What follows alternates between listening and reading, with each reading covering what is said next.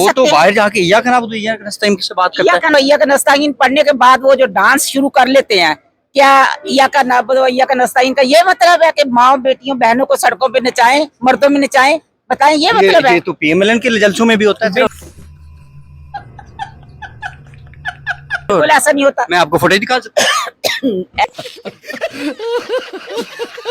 ऐसा नहीं होता मैडम मैं दिखा सकता हूँ आपको। आप फोटोज दिखाएं, लेकिन ऐसा नहीं होता जहाँ वैसा होता।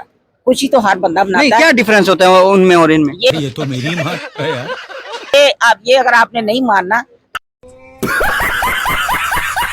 मैं मुहिब्बे वतन हूँ। ऐसा मुहिब्बे वतन कभी ना जिंदगी में आया और अल्लाह करे ना आए। ऐसा मुहिब्बे वतन होता है। पाकिस्तान जब भी वो बाहर गया उसने कहा जी पाकिस्तान में हम बहुत फाके हैं, पाकिस्तान में ये है, पाकिस्तान में दहशतगर्दी है।